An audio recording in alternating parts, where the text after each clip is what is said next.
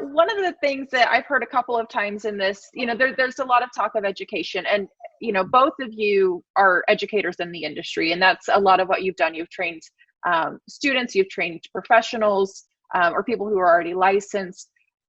One of the things that you said earlier, both of you kind of talked about, was that as an educator, you were still behind the chair. You're still, cutting hair on a regular basis. Eric, you gave the example of someone else in the industry and how they did all of the fun hair they wanted to, but what the stage hair they did was completely different. Can we talk about that specific career path for a minute? Being an educator, potentially being a platform artist, what does that potentially look like? You've both done it. Eric, I know you're still doing it. Alex, you still do that some as well. I think sometimes people have the idea that when they're a platform artist, that means that they are, working for that company 24/7. They're always traveling, but that's not necessarily what it always looks like. So can you share a little insight for those who may want to look at doing education? Sure. Well, for me, there's a really big picture when it comes to education. And many times people will put it in a little box and categorize it a certain way. But education starts right from the very, very beginning, from introducing yourself to that new assistant and showing them how to sweep, showing them how to fold the towel, showing them where does the gown go, right? That education is 100 times more important than let me show you how to hold the comb, right? Because you got to understand the dynamics of that first before you start doing the rest. And then, as an educator, then you slowly move up. Oh, I can show you how to shampoo. I can show you how to blow dry. I can show you how to cut a one-length trim. I can show you how to cut a bob. And then it just moves up. And as you start educating more, your reputation gets stronger and stronger. And then all of a sudden, your audience of one becomes an audience of two, becomes an audience of three. It goes back to what Eric was saying. You got to be the manager before you become the manager. So you got to be the teacher before you become the teacher. Educating isn't about fame and fortune, because you're not going to make a ton of money educating, right? Unless you're doing it full time, and some major company is backing it. You do it for the love. You do it for, because it keeps you relevant. You do it because you want the company that you work with to flourish, to grow, to be strong, so that you are surrounded by like-minded people. And then that's where the joy of working in this industry comes, right? You don't want to be afraid that someone is going to be better than you, right? Education goes hand in hand with leadership. So there's so many aspects of that, and we could go on and on and on, and I'm sure some people are going to fall asleep. But Eric, tell me what you think, brother. Well, I teaching is a learning experience. So just like you said, I remember John Wooden, the great basketball coach at UCLA. The first day, I'm going to show you how to put your socks and your shoes on. The second day, we're going to work on tying those shoes. So it starts with the fundamentals. I've loved traveling and working for companies. I work for Aquage right now for 20 years, as you have, and I was a creative director for Joico in Los Angeles for 8 years. I love that. That was great. But and I always got retainers and things, which I really like. I know a guy right now gets $1 million a year retainer, gets it in product because he's got a good reputation. And now with social media, that really makes a difference. You get 100,000 followers, and we just had a girl in here, I won't mention her name or anything. Her day rate was $4,500. And she's really good, and she loves the money, and she's booked 200 days a year. You guys do the math. And so you can, they can cash whip you if that's what you want.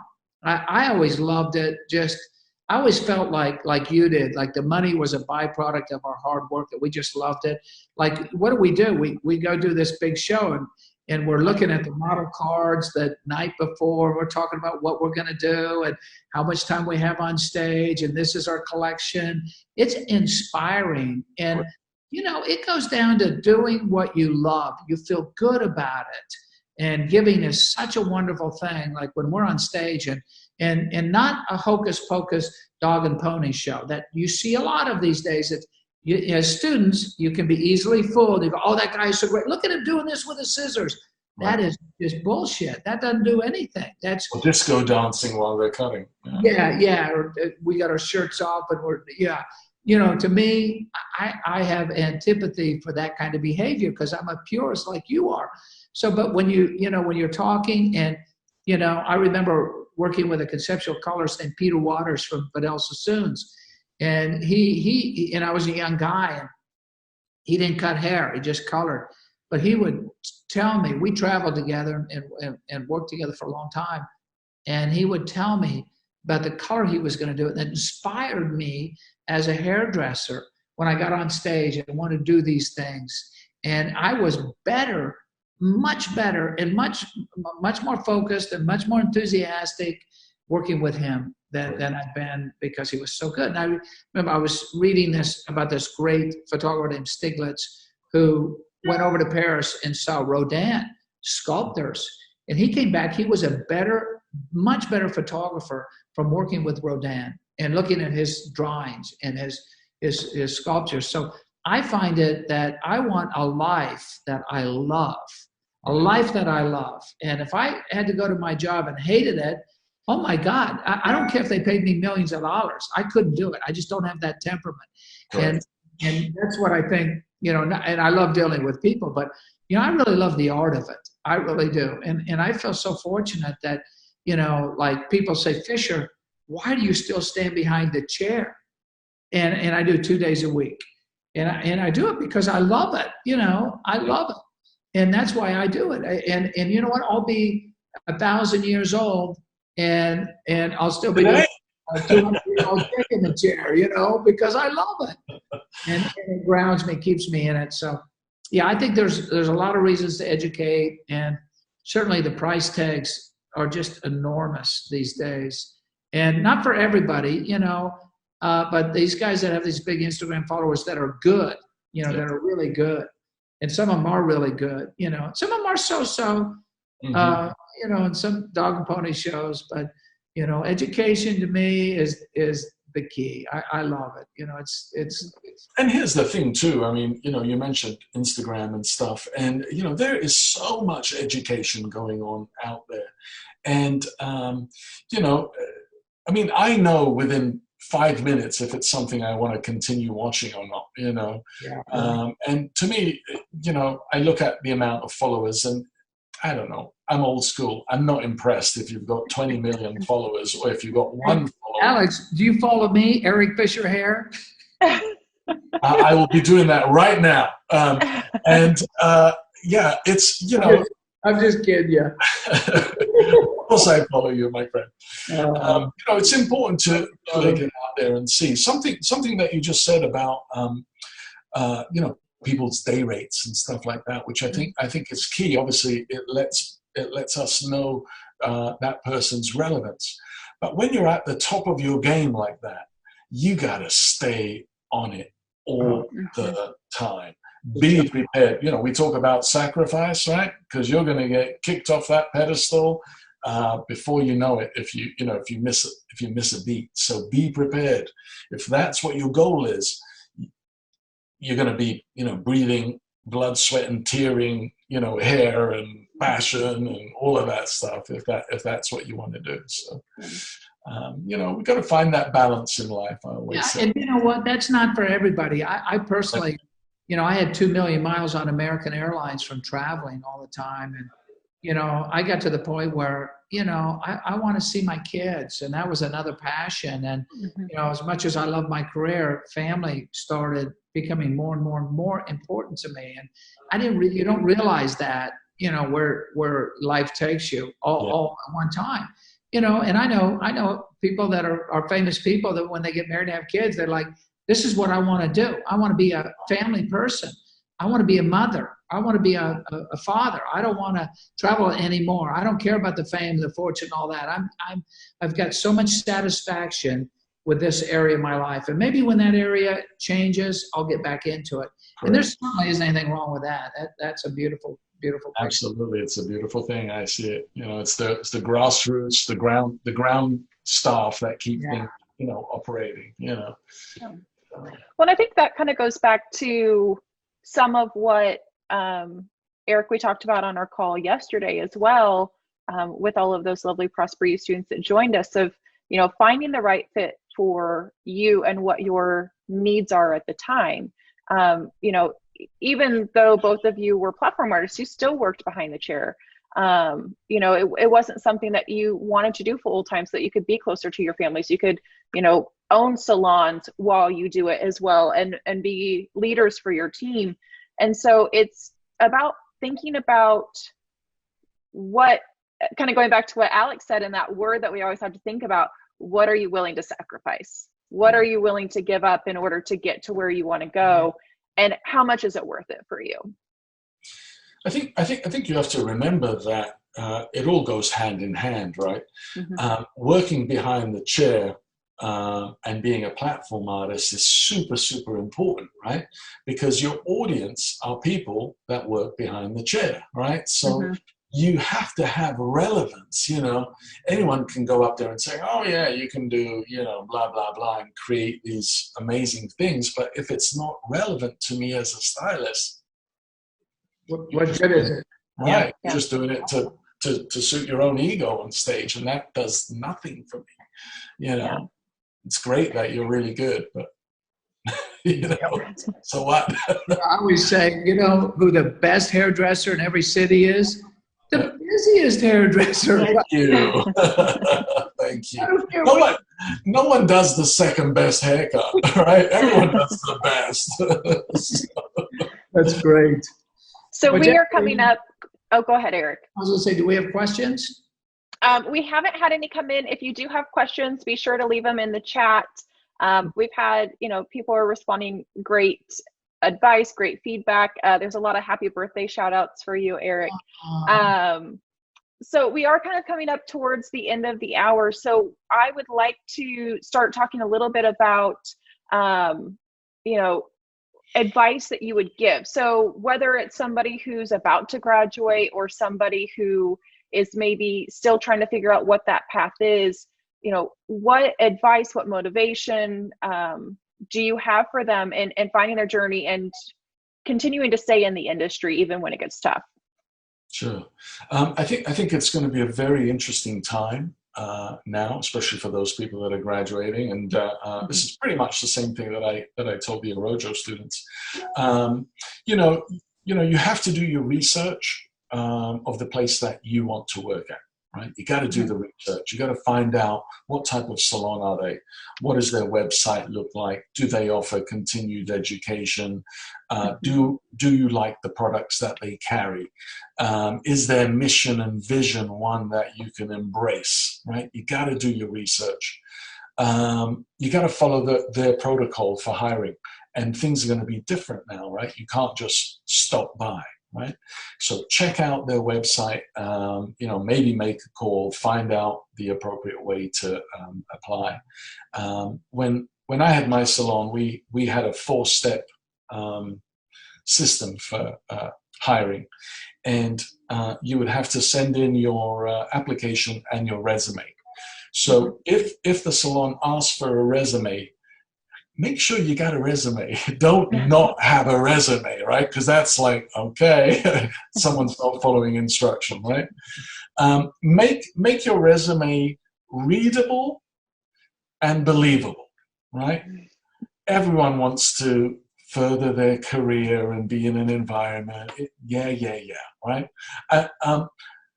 On the other hand, don't go crazy either, because I would open up resumes and all this glitter would fall out, or, bouncing toys would come out, and that would drive me crazy too. So yeah, keep it professional, but keep it it should reflect who you are, right? Second step would be a telephone conversation, right? Be prepared for a phone conversation and put your best phone voice on. Make sure that you speak clearly, that you're on time, and that you ask relevant questions, right?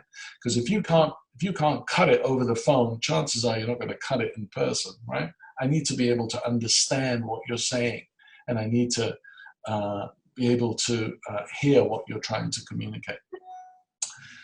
Third step would be you come in and we meet, we have a face-to-face. I give you a tour of the salon. Don't be late. Show up looking great. Do your research before you come in, meaning maybe you should go in as a client and check out the salon. Watch what other people are wearing so that when you do show up, you're not underdressed and you're certainly not overdressed, right? You want to create an aura where you can blend in.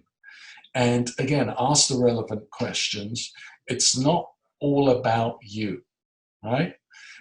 It's about what you can bring to the table, right? I call work a potluck picnic. You can join our picnic and you can eat as much as you want the first time or the second time or the third time. But the fourth time, you better show up with something, right, to share. So it's got to be a win-win situation. I, as an owner or your potential boss, want to know what you're bringing to the table. Why should I hire you? And what skills do you bring to the table? Be prepared to talk about those. Whether it's you're good at ballet, or whether you're good at makeup, or whether you're really good at Microsoft Word or Instagram, whatever, all of these things are valuable assets that as an owner and as a boss, I can hopefully utilize, and you're going to stand out ahead of the crowd. Fourth step, you get to bring in a model, whether it's cutting or coloring that you decide to go into, or if you're going to do both. Ask for instructions. You want to know exactly what type of model you have to bring in. If they're asking for gray coverage, don't bring in a highlight. Right? If they're asking for a classic haircut, don't bring in some crazy, wacky, wackadoodle haircut that you want to show, right? Keep it, follow direction. That is, the number one key if you're going to be part of a team. On your side, you have to also know what's in it for you, right? Yes, pay is important. Work schedule is important, especially if you're married or if you have kids. Training is important. Do they have a formal training program? Not a training program, a formal training program. Many salons have a program where, just follow me, I'll tell you when you're ready. That's not a formal training program. Other people have a training program where it's someone else's program, like a manufacturer's program, right? That's fine, but it's not really a formal training program, right? A formal program is one where that's been customized by the salon, right? There's a quality control that has been created. You want the people that you're working next to be as good, if not better than you. That way the entire salon grows. That way there's stability in your environment, and hopefully your job will be around for a long time. I love that. And I think one of the things to point out to the audience is, I think for some people that could feel overwhelming to have 4 steps to get a job. But the thing to me that stands out about that, the thing that I want to point out, is that I would want to work for a company like that. And the reason being is I know at that point that company wants to make sure that they are finding the right fit for them, and that you are finding the right fit for you, because it has to be something cohesive. And we always talk in Press for You that culture is where like-minded people come together, where they can thrive as individuals and they can thrive as a whole. And that's, a process like that is what it's creating. It's creating a place where you can thrive and the company as a whole can thrive, because you want to be picky about where you go to an extent. You want to make sure it's a good fit for you, that you're happy there, that you can grow there, and you can help other people grow there. I love that. Otherwise, you've got this revolving door, and no one wants to be part of that. I always say there's a price for admittance, right? Yeah. And, it doesn't have to be 4 steps. Maybe you can do 3. Maybe you could do 2. When we first started, we would do a group interview. Everyone would come in. We would tell them about us and what we did and why we did it. And then we'd spend 5 minutes with each person where they would convince us why we should hire them. So you could do it that way too.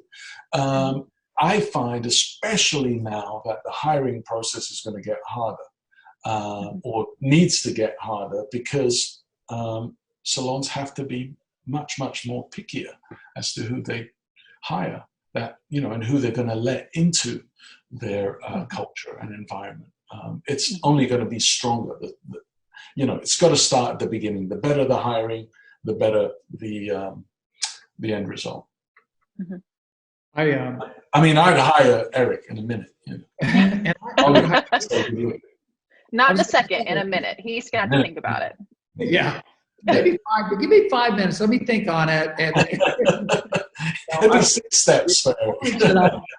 Alex and I know each other so well. I know what his playbook looks like because we have the same playbook. So we do exactly to the T what you do. You know, you've got to be obsessed with the right fit. So you want to make sure that, you know, as Jess said, all the standards are alike. You know, interestingly enough, yesterday, this guy that I've known for a long time, he's a fairly famous guy, not a good business operator, texts me and says, hey, what do you think about signing bonuses? I've got 3 guys that have great W-2s, and I'm thinking about giving them each $5,000 each to sign in and come work for me. And I said, well, I'm totally against that. And he said, why? And I said, because you can't buy loyalty, you can't buy culture, you can't buy friendship, you can't buy love. And, you know, you get 3, you know, maybe 3 assholes in there that's going to disrupt the entire company. And what does that look like for you? The people that have been loyal and with you and that love you, they maybe don't like these guys. And there goes your culture. They don't last, or these new guys don't last. I said, you know, the best way is through the process that you're describing. Yeah. It only takes one bad apple to, what is it? One bad apple to spoil the bunch, or whatever it is. So you have to be very, very careful. And I think by having a structure and a system, it allows the rest of the staff to feel secure that you're not just going to hire any old person just because they're busy or just because whatever. You know, you know, there has to be a system. And I love what Jessica said, that, you know, cohesiveness, a seriousness. So, well, you know what, Jess, go ahead, Eric. Something about Jess, because she understands this so well. And the team at Prosper U, I got to tell you, it is like the Beatles. You walk in there, you feel the energy. And that's because, you know, the fish stinks from the head down, and she's the fish. She's setting the pace for the experience. Those team members are just amazing. I mean, I love going to those offices. We got a great little boutique, you know, office space that's very cool in an old part of town. And it rocks, man. You know, and these guys are on top of everything, and they all pay their dues every day, work hard, and produce great results. So that Prosper U team is just phenomenal. Well, thank you, Eric. Kudos to you, Jess. Here's the thing that I love about what you've done over there in Wichita is that, you know, you've surrounded yourself with really good people, number one, right? You know, the fish does stink from the head down, and you are the fisher. So it does stink from the head down. I'm the big fish. You're the big fish. And you know, obviously Jess has been with you for a while, and you know, you created Prosper U, not just because it was a great idea, but because you had people to fill those positions that you could trust, that you knew were competent, that you know, essentially, you know, what I'm saying is that Jess and people like Jess created that position for themselves, right? Because of their commitment and hard work and who they are. It's more than just a job. It's a relationship that you guys have created, and it's fantastic. That's the way it should be. You know, not one person in one little room chopping hair and then, you know, that's it. You know, I mean, to be part of such a growing organization, it's incredible. And the idea of, every now and then I hear, oh yeah, well, you're cutting hair, you're just making money for the boss. Well, as a boss, I was never out golfing or taking vacations here or there. I was the one picking up the trash, just like you were saying. You know, So it's not about making money for the boss. I agree. I wish I got the margins that my hairdressers and my estheticians get. You know, it is, you know, when you're the boss, you take out the loans, you take the risk, you work more hours than anybody else, and you've got to be smart. Otherwise, you're going to lose your business. And let me tell you, I was an owner for 28 years, and the big question was, would I do it again? No. Yeah. I would not. I will be the best employee ever. So I'm moving to Wichita.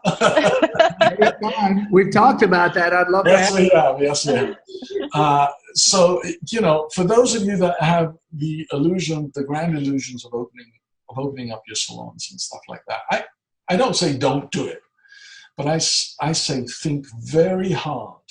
You're not going to get filthy rich. You know, you're going to have a lot on your head. And I mean it wholeheartedly. I always say I will be the best employee ever. Right now, I'm working at George Charles Salon. I'm not an employee. I'm a consultant, I guess would be the right place. But it's a place there that, you know, I get to service my clients. All of my old employees are now employees of his. And I just felt that was probably the right step for me right after ownership. So I still get to keep my autonomy and my my little thing. But you know, again, it's who knows what the future is going to bring. But I think the best thing that you could do for yourself is to find a company that you love and trust, and an owner that you can talk to and confide in, and it's the best thing ever. Yeah. We did have one question come in, and this, unless we have any others come in, might be a good question to kind of end as a little homework assignment for people.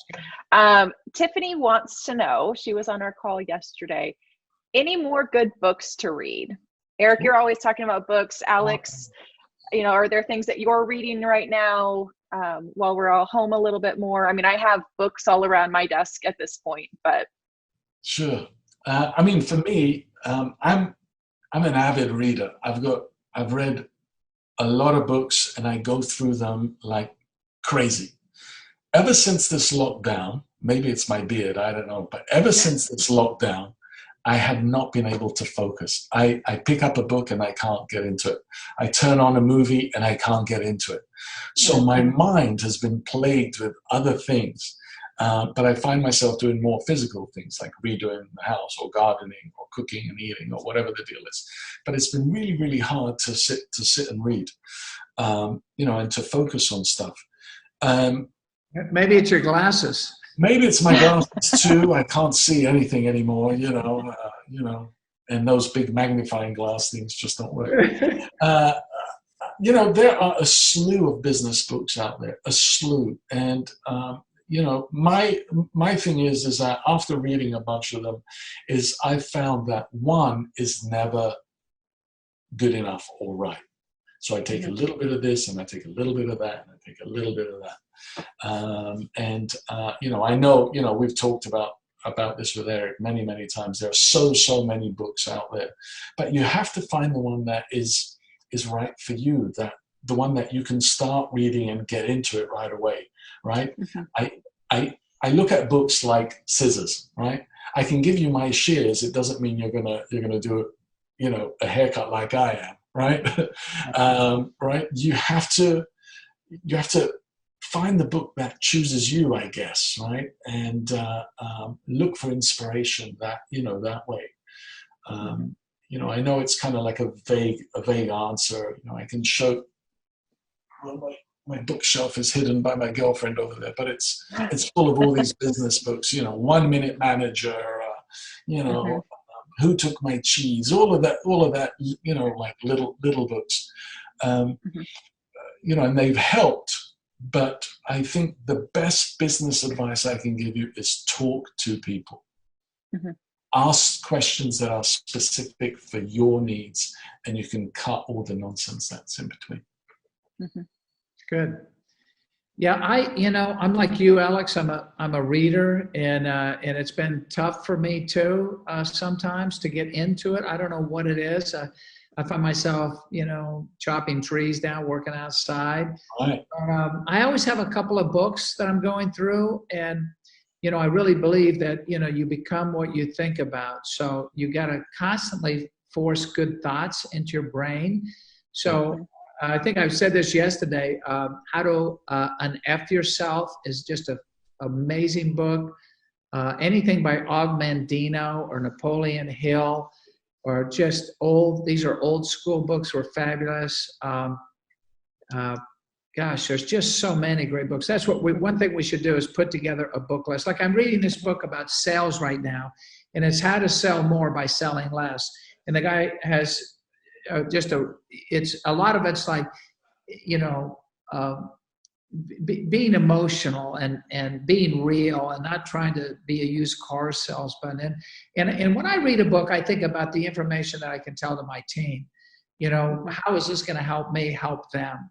And so I read a lot just because it just really focuses me. And I'm on the bike every morning. I do 10 miles, stationary bike. I listen to podcasts.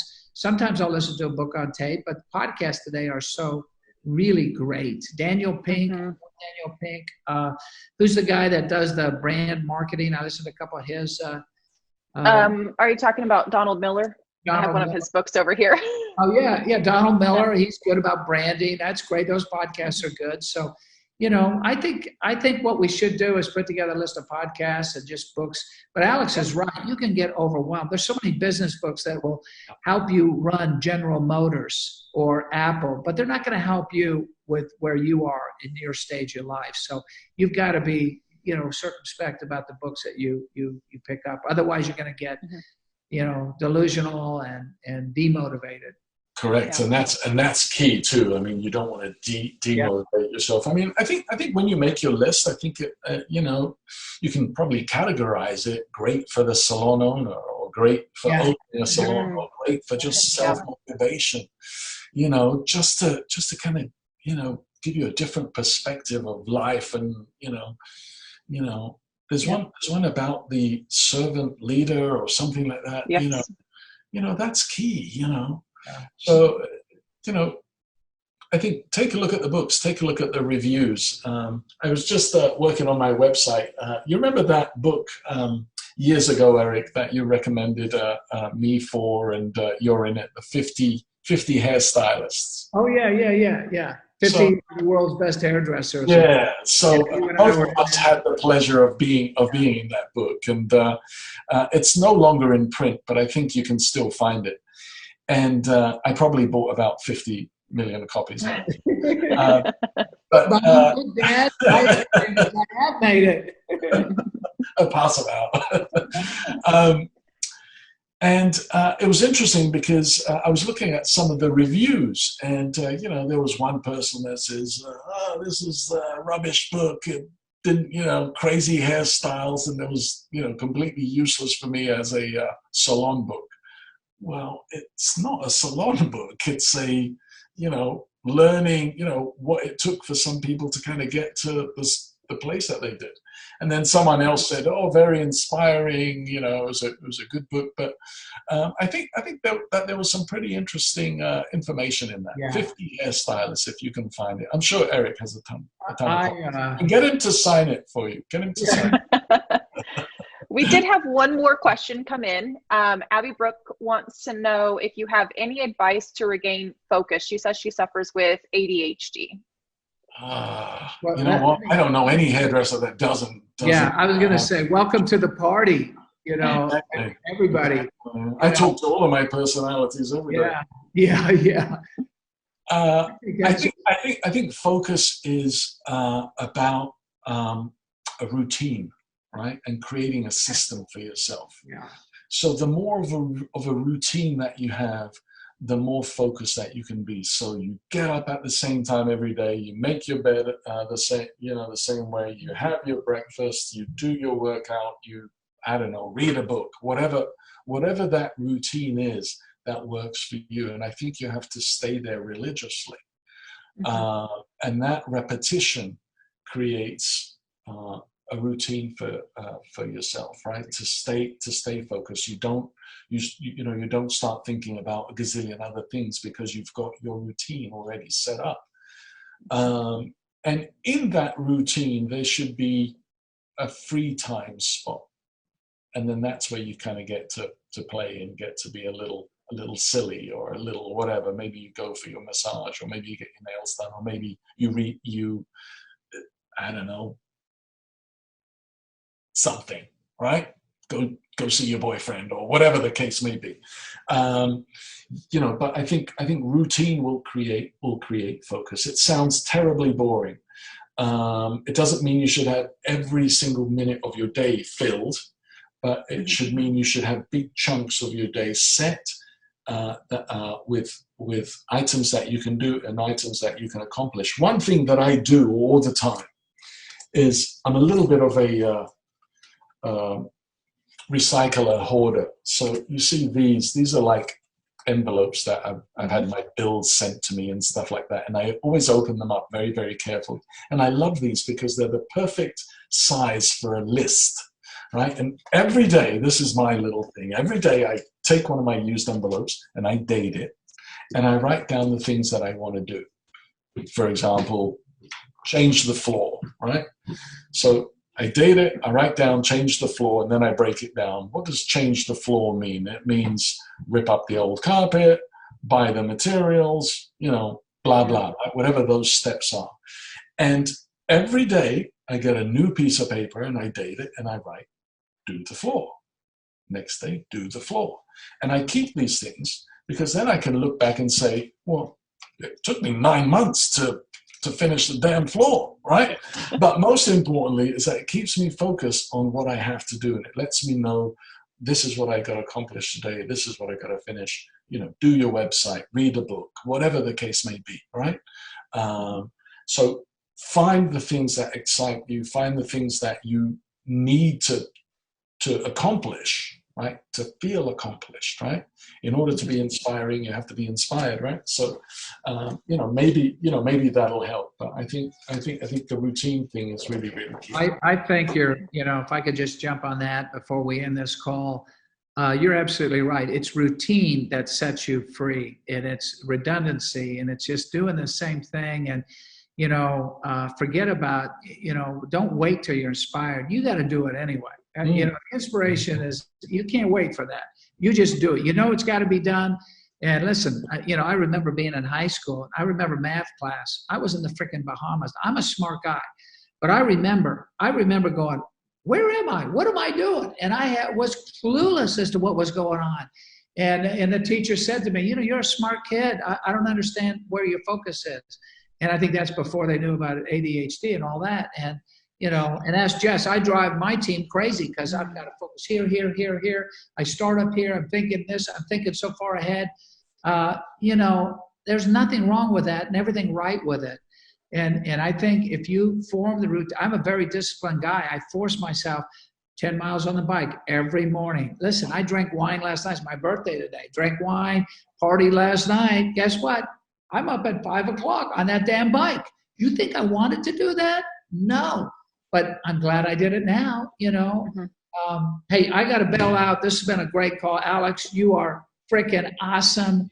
My pleasure. It was lovely. It was great talking to you guys. I hope your audience enjoyed it.